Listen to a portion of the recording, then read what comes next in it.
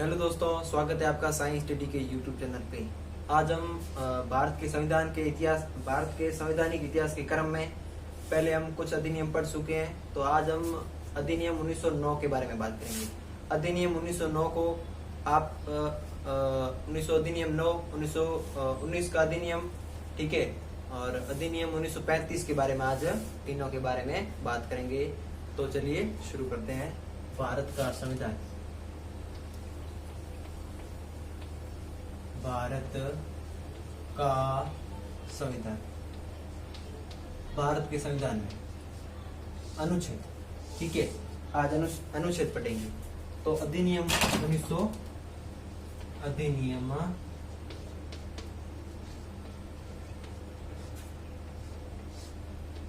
1909।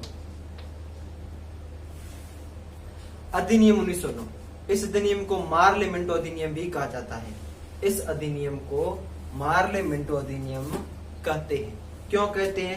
क्योंकि उस वक्त अर्थात 1909 के समकालीन भारत का सचिव था मार्ले और भारत का वायसराय था मार्ले मिंटो। भारत का वायरस था मिंटो, वायसराय, वायरस आता है वायसराय, और भारत का सचिव था मार्ले, ठीक है। तो इसे भारत शासन अधिनियम 1909, ठीक है, भारत शासन अधिनियम 1909, इसे मार्लो मिंटो अधिनियम भी कहते हैं। मार्ले मिंटो अधिनियम।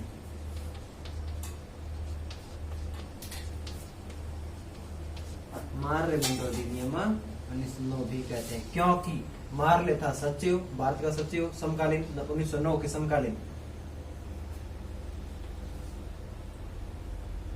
और मिंटो था भारत का वायसराय। भारत का वायरस नहीं, भारत का वायसराय, ठीक है। तो इतने तक आपको बात समझ में आ गई होगी कि भारत शासन अधिनियम 1909, जिसको इस अधिनियम को मार्ले मिंटो अधिनियम भी कहते हैं, और मार्ले था भारत का सचिव और वायसराय था भारत मिंटो। भारत का वायसराय कौन था? Morley Minto. इस अधिनियम में क्या क्या हुआ, क्या क्या नहीं हुआ, तो उसके बारे में बात करते हैं। इस अधिनियम में जो वायसराय की कार्यकारी परिषद थी, उसमें एक भारतीय सदस्य को नियुक्ति की घोषणा की गई, अर्थात एक भारतीय सदस्य की नियुक्ति भी करेंगे, इस प्रकार का हमको आश्वासन दिया और नियुक्ति भी की, ठीक है। तो इस अधिनियम में प्रावधान क्या कहते हैं? प्रावधान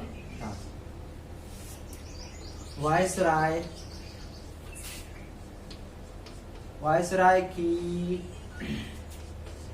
कार्यकारी पद्धति, वायसराय की कार्यकारी परिषद में एक भारतीय सदस्य होगा।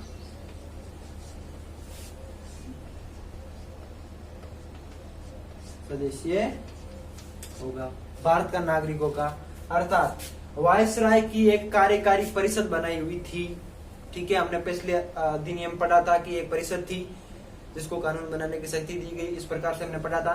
तो उसी परिषद में एक भारतीय सदस्य हो, इसकी घोषणा और भारतीय सदस्य की नियुक्ति भी की गई।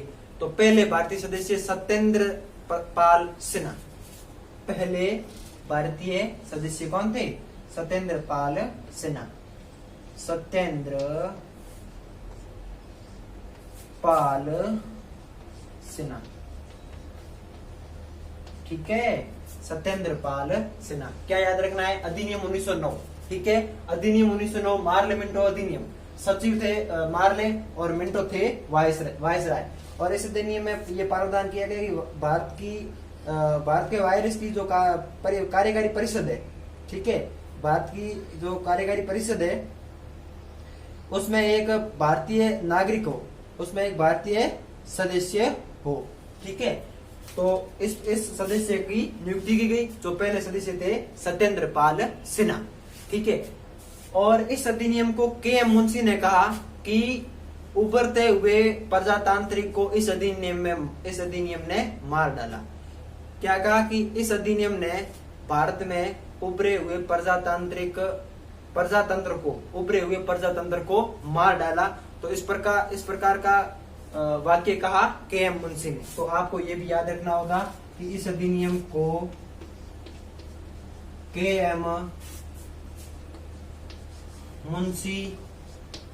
मुंशी ने उभरते हुए प्रजातंत्र को मार डाला। ये कहा के.एम. मुंशी ने कहा कि इस अधिनियम ने उभरते हुए प्रजातंत्र को मार डाला। ठीक है, प्रजातंत्र को मार डाला। ठीक है, इस प्रकार का वाक्य कहा किसने? के.एम. मुंशी ने। ठीक, अब मारले को भारत का क्या कहा जाता है? तो मारले को भारत का सांप्रदायिक निर्वासन का जनक कहा जाता है। क्यों? क्योंकि मारले ने 1909 के अधिनियम में कहा था कि भारत में हम एक ऐसे जहरीले बीज बो रहे हैं जो उसके परिणाम भी जहरीले होंगे और जो कर रहे हैं वो भी जहरीला होगा। तो मारले ने कहा कि हम ऐसे जहरीले बीज बो रहे हैं जिसका परिणाम भी जहरीला होगा। ठीक है, तो इसीलिए मारले को भारत में सांप्रदायिक निर्वासन का जनक कहा जाता है। सांप्रदायिक निर्वाचन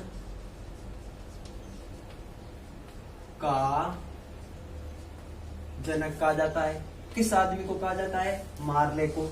मारले को क्या कहा जाता है? सांप्रदायिक निर्वासन का जनक कहा जाता है। एक बार फिर इसको समझिए। इस अधिनियम में बस इतना ही है। भारत का अधिनियम 1909 बस कंप्लीट है। इसमें इतना ही याद रखना है आपको। क्या क्या?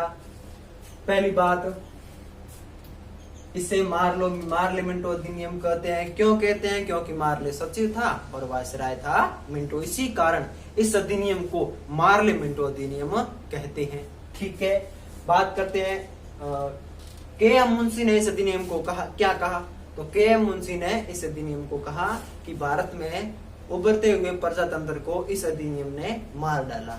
ठीक है, और इस अधिनियम में प्रावधान क्या थे? तो इस अधिनियम में प्रावधान यह थे कि जो कार्यकारी परिषद है उसमें एक भारतीय सदस्य होगा। ठीक है, और जो प्रथम भारतीय सदस्य कौन थे? सत्येंद्र पाल सिन्हा। बात करते हैं अगले भारत शासन अधिनियम 1919 के बारे में।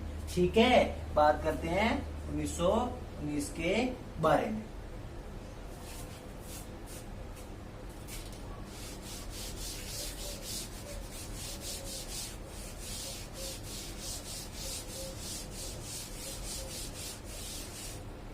भारत शासन अधिनियम 1909। भारत शासन अधिनियम 1919। अधिनियम 1919। इस अधिनियम में बहुत कुछ घटा और बहुत कुछ चला। इस अधिनियम को मॉन्टेग्यू चेम्सफोर्ड अधिनियम भी कहते हैं। क्यों कहते हैं? कि वो पिछले वाला ट्रिक, मॉन्टेग्यू था सचिव, चेम्सफोर्ड था वायसराय। इतना याद रखना है। ये बता देता हूं।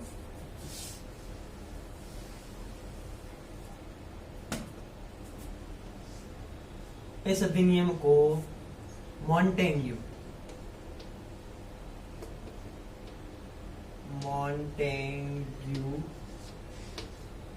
चेम्सफोर्ड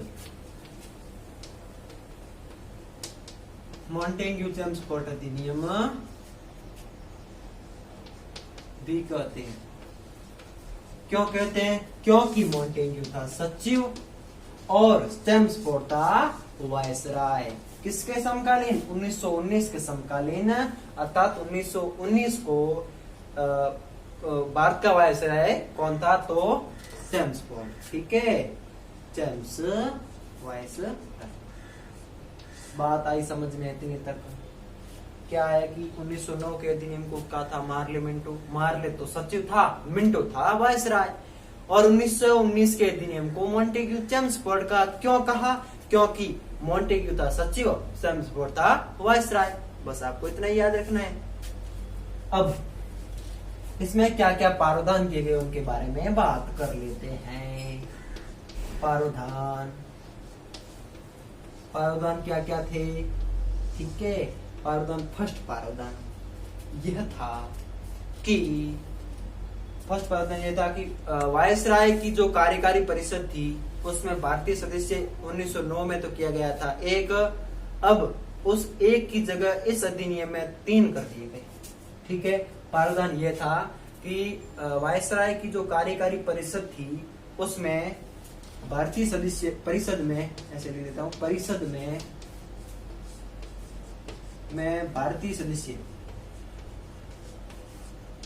सदस्यों की संख्या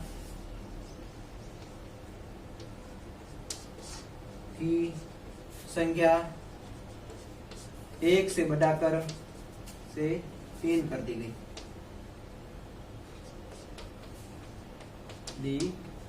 गई। ठीक है, पहला प्रावधान था ये। अब एक बार फिर इसको पढ़िए कि भारत शासन अधिनियम 1919, इस अधिनियम में मॉन्टेग्यू चेम्सफोर्ड अधिनियम भी कहा जाता है इसको। मॉन्टेग्यू था सचिव, चेम्सफोर्ड था वायसराय। ठीक है, इस अधिनियम में प्रावधान क्या थे? इस अधिनियम में प्रावधान ये थे कि जो वायसराय की कार्यकारी परिषद है, ठीक है, जो वायसराय की कार्यकारी परिषद है उसमें भारतीय सदस्य 1 से बढ़ाकर 3 कर दिए। क्या कर दिया गया? 1 से बढ़ाकर 3 कर दिया गया। अब बात करते हैं कि दूसरा प्रावधान। ठीक है, दूसरा प्रावधान यह था कि प्रांतों में द्वैध शासन की स्थापना की गई। प्रांतों में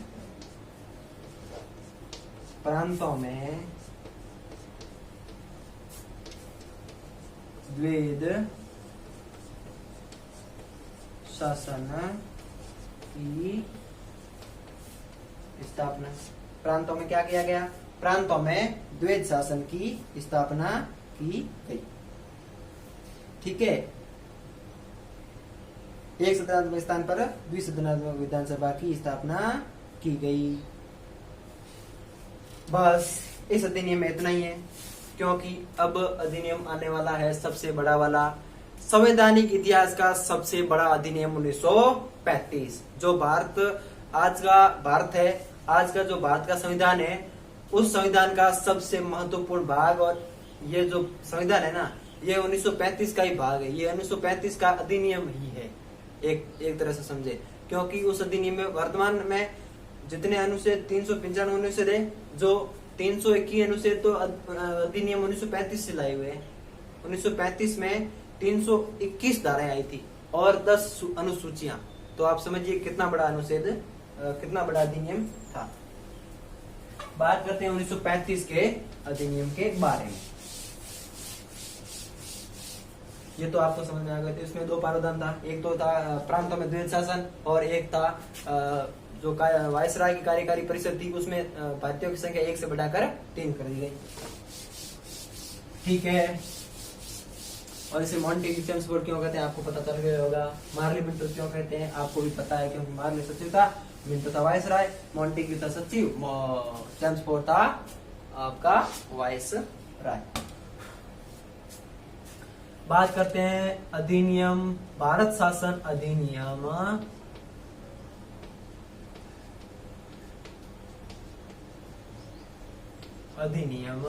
1935।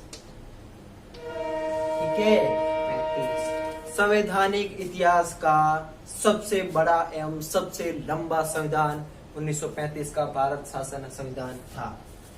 संवैधानिक इतिहास का सबसे लंबा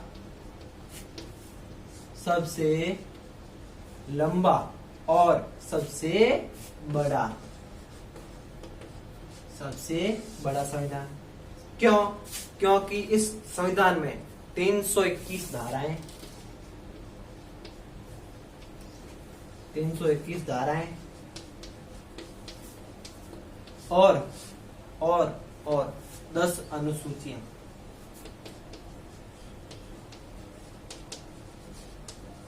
10 अनुसूचियां। ठीक। क्या था सबसे लंबा संविधान और सबसे बड़ा संविधान? धाराएं कितनी? 321 और 10 अनुसूचियां। ठीक है। अब इस संविधान को अलग अलग क्रांतिकारियों या अलग अलग भारतीयों ने क्या क्या कहा, तो उनके बारे में थोड़ा बात कर लेते हैं, फिर इसके प्रावधान के बारे में बात करेंगे। ठीक है। इस अधिनियम को पंडित जवाहरलाल नेहरू ने दासता की घोषणा कहा। पंडित जवाहरलाल ने इसे दासता की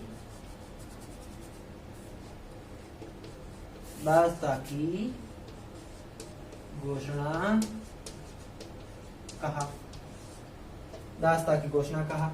और जिन्ना ने, मोहम्मद जिन्ना ने इसे 1935 की सड़ी हुई योजना का, जिन्ना ने 1935 के अधिनियम को 1935 की सड़ी हुई योजना का, सड़ी हुई योजना का। और मदन मोहन मालवीय ने इसे कहा कि ये जो अधिनियम है ये बाहर से तो प्रजातांत्रिक लगता है लेकिन अंदर से खोखला है। तो ये शब्द किसने कहा? तो ये वाक्य कहा था मदन मोहन मालवीय ने।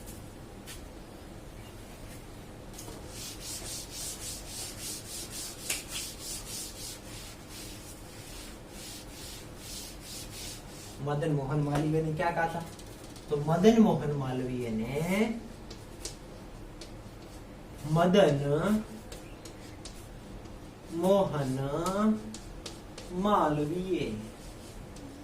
मोहन मालवीय ने क्या कहा? इसे कहा कि ये बाहर से तो प्रजातांत्रिक,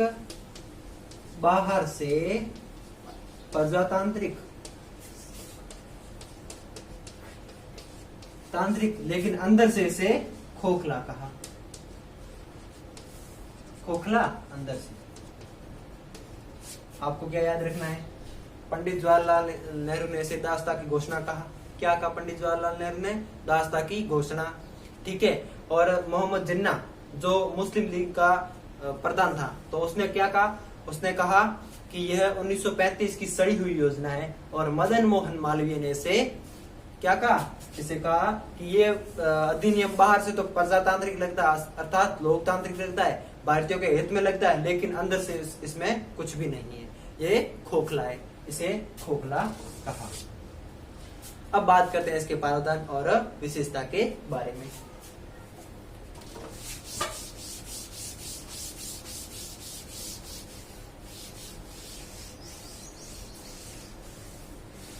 इसमें प्रावधान क्या क्या है?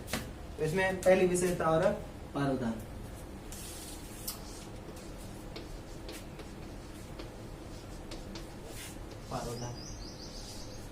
इसमें कहा गया कि जो प्रांतों में द्वैध शासन की व्यवस्था को समाप्त कर केंद्र में द्वैध शासन लगा दिया गया, जो वर्तमान में भी है। केंद्र में 2 सभाएं हैं, एक राज्यसभा और एक लोकसभा।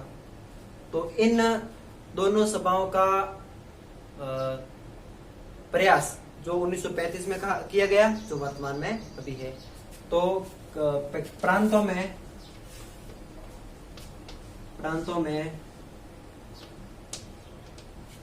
द्वैध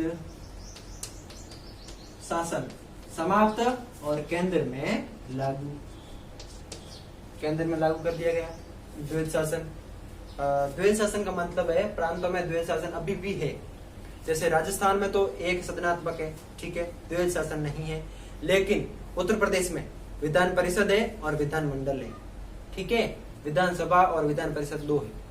लेकिन उसी हिसाब से राजस्थान में विधान सभा 1 न की विधान परिषद है।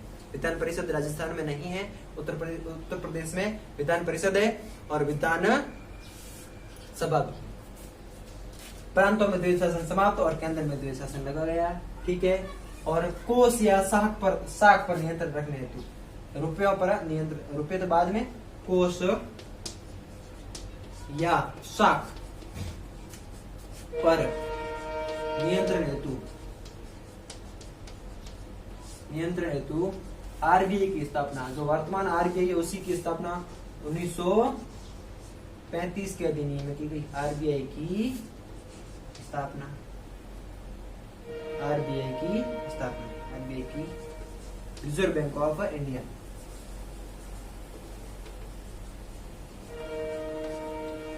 स्थापना। ठीक है, इसके वर्तमान में गवर्नर कौन है? शक्तिकांत दास। वर्तमान गवर्नर शक्तिकांत दास। इसे थोड़ा पढ़ लेते हैं, आरबीआई को नीचे लिखने क्या होगा।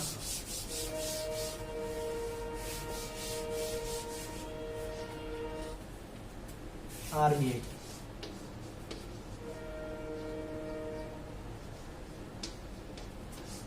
आरबीआई के पहले अंग्रेज governor Osborne Smith. Osborne Smith थे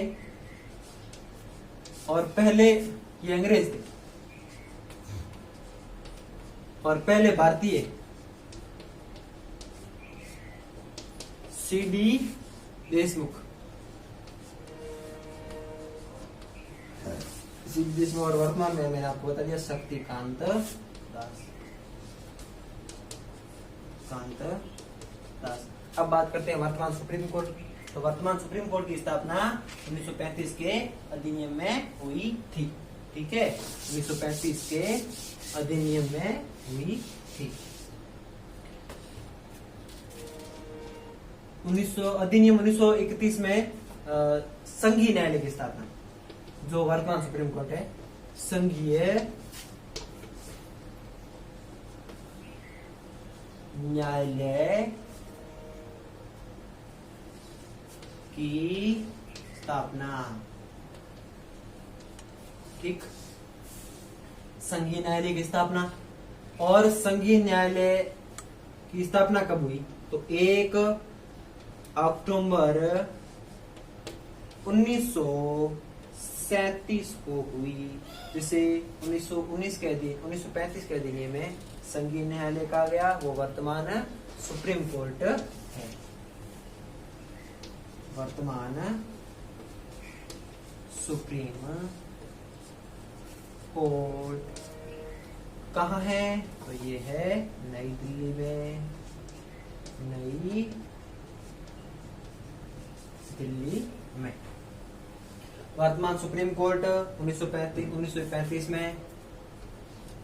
ठीक है, वर्तमान सुप्रीम कोर्ट 1935 में। वर्तमान आरबीआई 1935 में। ठीक है, वर्तमान में राज्यसभा लोकसभा 1935 में, वगैरह वगैरह सब 1935 में आई है। तो आज के लिए बस इतना ही। ठीक है, आज हमने 1909, 1919, 1935 का अधिनियम पढ़ा।